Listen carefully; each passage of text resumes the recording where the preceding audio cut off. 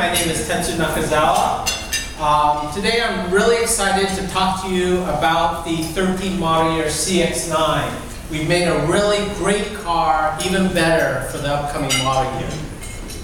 So let's talk about this car. This car has been a game changer for us. When introduced, this was the North American Truck of the Year award winner. This was the first time we've ever won such an award. Also, it won many other accolades, including being an Automobile All-Star, Car and Driver's 5 Best Trucks, as well as many of these other accolades you see here. At Mazda, this changed our business as well because we were able to attract a high-income and very educated consumer that we hadn't seen before. This is actually our highest education level as well as the highest percentage of college graduates we've seen. And then finally, this car was a game changer for the segment. We brought new technology such as blind spot monitoring system, as well as other features like HID headlamps, advanced keyless entry, etc. that were often new to the marketplace. And then finally, the final component of this was the drivability. It's a big car, it's a 3-row car, but in terms of the drivability of this, the agility of it, it really drives it like a much smaller, more nimble vehicle. So all those factors made this a difference maker for Mazda. So let's go through why we built this car. Well, we saw opportunity in the marketplace. There are many families looking for something beyond the traditional SUV. And internally, we were looking to build a new product that would capture these consumers, and we call it our family capture vehicle. So those consumers in the Mazda 6, previously the Cx9 and now the Cx5, as they're growing in their families, this was our target vehicle for them. So what did these consumers want? They wanted a great package. They needed room for their families and stuff. They definitely needed the 3 rows. They wanted something stylish and sophisticated. They didn't want something plain and boring. And they needed something beyond to give them a cool, hip image. Also, as I mentioned earlier, they wanted performance. A lot of times, yes, they will be doing family activities. They will be carrying stuff. They will be taking kids to school, etc. But even when they just driving by themselves, they wanted a car that was a driver's vehicle. And as many of you have experienced this vehicle before, and hopefully you get a chance in the near future, it really does have a nice driving dynamic that you feel comfortable in. And then finally, the final element that these consumers wanted were great technology. They wanted things like blind spot monitoring system. They wanted the advanced keyless entry. They wanted the HID headlamps. They wanted all this feature at their fingertips. So let's look at who this buyer were attracting. Well, they're between 30 and 50 years old. They have generally 1 or 2 kids. There's an even mix of male and females. And then, as I mentioned, they have the highest income and education level in our lineup. But what I'm going to do in this presentation, I'm going to compare 2 of our top key competitors. And they are the Toyota Highlander and the Honda Pilot. They're the strongest import competitors in the segment. But I'll show you how we match up versus these vehicles and how strong offering we have in the marketplace. So first off, I want to show the table here. We actually get a more educated consumer and a higher income buyer than either of those consumers. And when originally I saw this chart, I was saying, why is that? Is that really right? But I double checked the data and it is true. And what you find is when consumers really do the research, all these consumers are checking the internet, looking at specs, looking at reviews, from the accolades the car has received, as well as you'll see the equipment level to the pricing, the package. It really does make really good sense that consumers who are educated and really look at what our vehicle offers, they're attracted to our vehicle. So let's get into the 13 model year updates. The Most prominent thing we'd like to talk about is the design. This is a chart showing the evolution of our vehicle from the introduction to the 10 model year minor change, as well as the 13 model year update you'll see today. And the key element is we're incorporating the Kodo design. And the Kodo design has been released originally in the Cx9. It's coming out in the Mazda 6. And we've incorporated some of those elements in this 13 model year change. What we've been trying to do is move up in terms of the high quality, prestige of the design, as well as the emotional, sporty dynamics of this vehicle to hit that target customer we were talking about who wanted something beyond the traditional boxy SUV. So let's talk about this Kodo design. What is it? It's the soul of motion. Even though the vehicle is standing still, it looks like the vehicle is moving. So we incorporated this in the whole front fascia. So from the 5-point grille to the headlamps, the fog lamps, as well as the bumper, all of it is part of the Kodo design. Now in terms of feature set, we've updated on the Grand Touring model. We had the single xenon, we went to the bi-xenon, so now you have the low beam, the high beam, all xenon, as well as daytime running lights with LEDs are new for 13 model year. So really a nice refresh to the front design.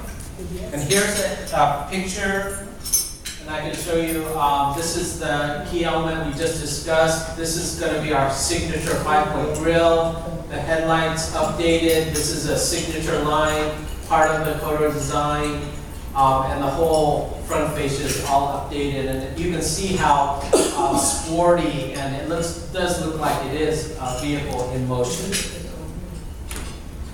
So other updates, the 20-inch wheel design, we've added a premium finish. On the rear design, we've updated the tail lamps, the bumper, as well as the tailpipes, and they're going to a round shape, which is part of the Kodo design. And here's an image of last year's wheel, just a standard silver finish, and now we've updated that to a much higher gloss, higher quality premium finish. And then in terms of rear design, we've updated the tail lamps as well as the whole bumper area and the tailpipes. So that is the key overall update for 13 on the exterior design. And then on the interior, we've updated the meter graphics, the illumination to white. The shift knob is now a Kodo design. And on the center console trim, we've moved beyond the standard wood-like trim to this Bordeaux rich finish trim, as well as updating things like the steering wheel. In terms of the quality, we've added a more softer feeling leather interior trim, and on the seating surfaces, we moved to perforation, and on the black leather, we've added this insert that is Lux suede, as well as the door trims, which are also of this Lux suede. Now, I get a question about what is Lux suede. Many of you have heard of Alcantara. Alcantara is a brand name for a company by Toray.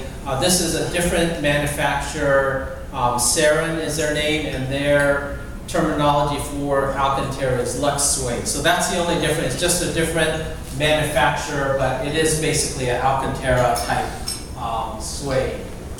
And then also on the stitching, we have a red contrast stitching that is all new for 13 model year. So here's an image of the interior. I'll show you the updates, the meter graphics. It's easier to see on the real vehicle. Again, on the steering wheel, we've added a softer touch leather.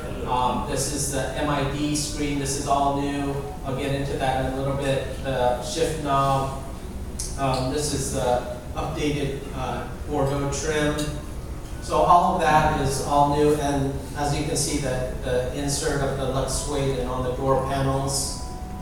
And then this is full view, really sporty, luxurious, sophisticated design, especially for this category, because a lot of the premium makes have higher trim, but again, this is not a premium vehicle, but it really fits in that class.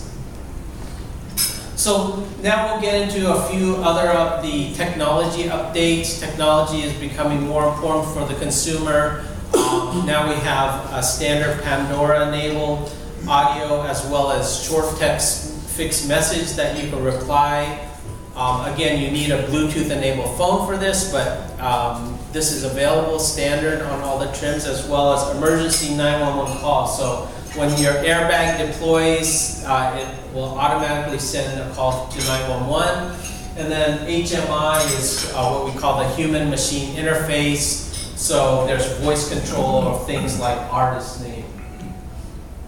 And now let's go into what feature differences are new for 13 model year. We have 3 trim levels in front-wheel drive or all-wheel drive.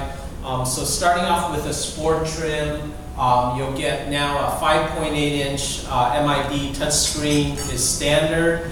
On touring and grand touring, last year it was optional and it was a much smaller screen, so we've brought that, a bigger screen, we've made it standard on all trims. Also that comes with HD radio, the USB audio input, as well as Bluetooth audio standard. Bluetooth hands-free phone is already standard on all trims, so it's also Bluetooth audio. And the other enhancements we talked about, the 911, the Pandora, all of that is standard across the lineup. And then when you move to the touring trim, you're getting the backup camera standard. New for 13, we're adding the backup sensors.